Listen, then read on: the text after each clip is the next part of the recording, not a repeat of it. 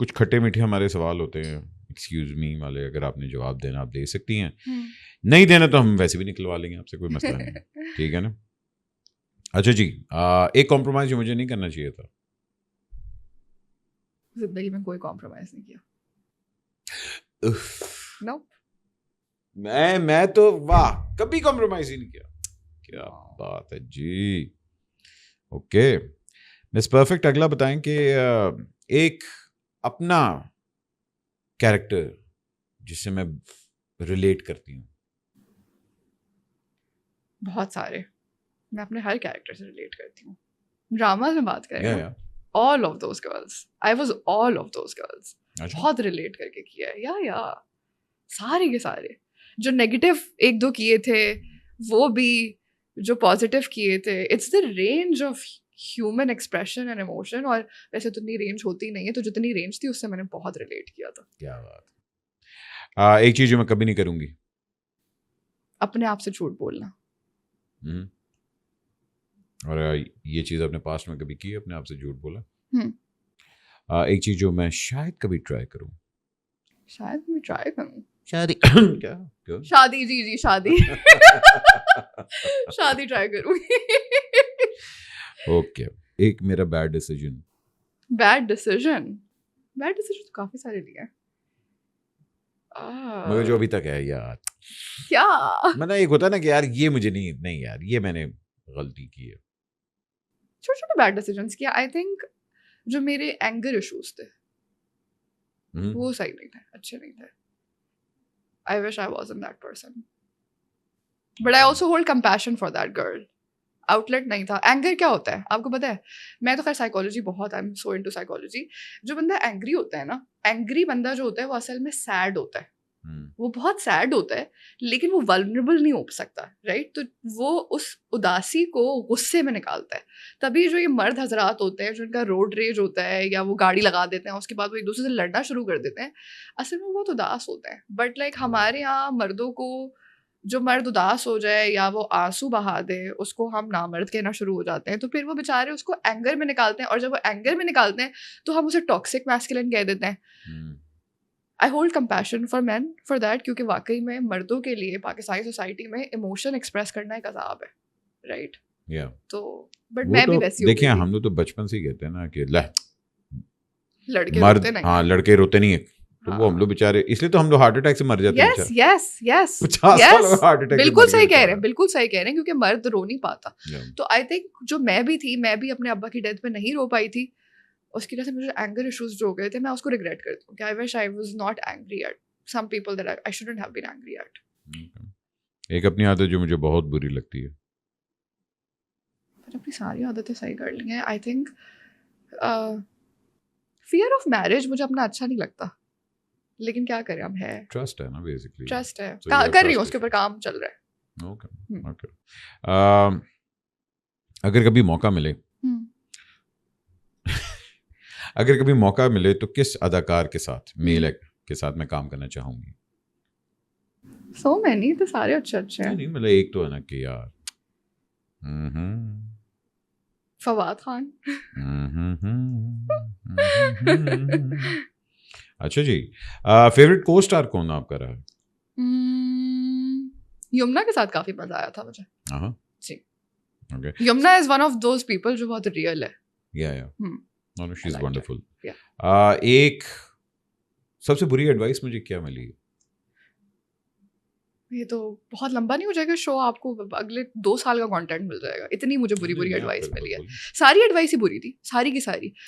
अल्हम्दुलिल्लाह, अल्लाह का शुक्र है, मैं भी जो, मैंने किसी को भी एडवाइस नहीं सुनी। एंड में मैंने वही किया जो मुझे करना था, और वो बहुत अच्छा हुआ। लेकिन जो एडवाइस थी वो सारी की सारी गलत थी। अम्मी ने बोला जब मैंने एक्टिंग शुरू की, कोमल तुम एक्टिंग क्यों कर रही हो, तुम पापा की तरह बैंक में जाके क्यों नहीं नौकरी कर लेती? या mom great, that's what I should have done with my life. उसके बाद जब मैंने गोल्ड डिगर या बैंक में जो है बैंक ओनर गोल्ड डिगर हो सकते हैं ना, हम काम करने वाले तो गोल्ड डिगर नहीं हो सकते। ये बैड एडवाइस। उसके बाद फिर जब मैं शोबिज में थी, मुझे याद है शोबिज में मैं थी तो हमारे जो सारे सीनियर एक्टर्स हैं क्यूट, सारे के सारे बैठे हुए थे। मैं नई नई आई थी शोबिज में, जो हमारा रूम होता है ना, मेकअप रूम, उसमें बैठी हुई थी। कहते हैं बेटा अब तुम शोबिज में आ गई हो, अब तुम कभी शोबिज छोड़ के नहीं जा सकती। ओए होए होए। मैंने कहा क्या हो गया, कोई रिंग है क्या, कोई ड्रग कार्टेल में आ गई हूँ। कह रहे हैं कि एंटर हो गए, अब छोड़ नहीं सकते, आपके MQM है क्या है सीन क्या है। मैंने कहा मैं क्यों नहीं छोड़ सकती शोबिज। कह रहे हैं एक बार जो टीवी की जो आपको कैमरे की जो आदत हो जाती है ना, लत लग जाती है, वो आप छोड़ नहीं सकते। हम सारे भी देखो बुड्ढे बुड्ढे ना सारे, हम भी छोड़ नहीं सकते। मैंने कहा या अल्लाह, अल्हम्दुलिल्लाह 4 साल से छोड़ा हुआ है और कोई वापस नहीं गई। बट तो वो भी बैड एडवाइस थी। उसके बाद फिर जब मैंने शोबिज छोड़ा तो अच्छा देखिए सारे वेल मीनिंग लोग हैं, मेरी अम्मा, सीनियर लोग। उसके बाद फिर और वेल मीनिंग एडवाइस अल्हम्दुलिल्लाह मुझे और मिली थी कि जब मैंने शोबिज छोड़ा था तो like a few people new जो मेरे क्लोज थे शोबिज में भी, तो बोला कोमल तुमने शोबिज क्यों छोड़ दिया, तुम्हारा बिजनेस कैसे चलेगा, बिजनेस चलाने के लिए तो तुम्हें ड्रामा करना पड़ेगा। मैंने कहा यानी फिर तो मैं बिजनेस ही नहीं, यानी बिजनेस थोड़ी है, फिर तो ये मर्चेंडाइज स्टोर है ना, कि मैं बस एक्टिंग करती रहती हूँ, उसकी वजह से मेरी बेकार सी प्रोडक्ट है वो बिकती रहती है। प्रोडक्ट तो फिर अच्छी है ही नहीं, फिर बिजनेस तो है ही नहीं ना, फिर तो सिर्फ एक्टिंग है। तो वो भी मुझे एडवाइस नहीं समझ आई, वो गलत एडवाइस थी। I am a very good entrepreneur, मेरी प्रोडक्ट जो है वो बहुत यूजफुल है। तो बेसिकली जिंदगी में आपको हर एडवाइस बुरी मिली है और आपने उसका ऑपोजिट किया और वो बहुत अच्छा रहा मेरे लिए। क्या बात है। एक चीज जो काश मुझे पहले मालूम होती। काश मुझे पहले मालूम होती,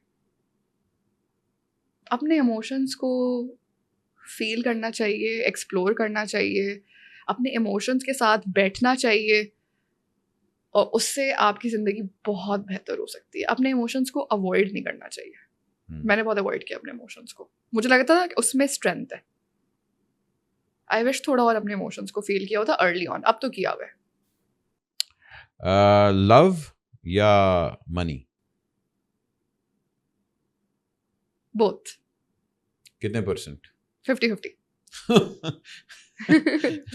असल बात बताएं। नहीं असल है, 50-50 होना चाहिए। हाँ, दोनों चीजें बहुत इंपॉर्टेंट है। ओके ठीक है। कुछ मर्द हजरात के मैं नाम लूंगा, purely on their looks, not on their talent, completely on their looks. आपने उनको जज करना। मैं लड़कों की लुक्स देखती नहीं, ये तो बहुत ही अजीब सी हरकत है। मैं जानना चाह रहा हूँ वो क्या क्राइटेरिया है जो आप। लुक्स तो क्राइटेरिया होता ही नहीं है मर्द के लिए। नहीं आपके लिए, मर्द तो, के लिए नहीं। नहीं मैं कह रही हूँ ना, वही एक आदमी की मैं लुक्स थोड़ी देखती हूँ। आज चले मैं कुछ फिर इसको मैं रीफ्रेज करता हूँ। हाँ। कुछ हीरोज के मैं नाम लूंगा। हाँ। आपने बताने कि इनमें से क्या क्वालिटीज मैं अपने मर्द में देखना चाहूंगी। ठीक है। मुझे हीरोज में से कोई क्वालिटी अपने मर्द में नहीं चाहिए। ओके कुछ पर्सनालिटीज के मैं नाम ले रहा हूँ। लेट्स सपोज पहली पर्सनालिटी जो है वो है Imran Khan. His love for his country. Okay जी, नंबर 1 ये आ गया। अल्ताफ भाई? Leadership, charisma. Okay. Bilawal Bhutto? Oxford की एजुकेशन मे बी। अच्छा। जरदारी साहब? his how cunning he is, how strategic he is. So you want that quality? Yeah. Okay. He would be a good protector if he is that way. अच्छा ठीक है, चलें अच्छी बात है। Shahid Afridi? Physical strength. Babar Azam? Cricket में अच्छा हो उसकी तरह, और क्या हो सकता है। अच्छा उसको क्रिकेट में अच्छा हो और क्या कर सकते हैं। चले हुमायूं सईद?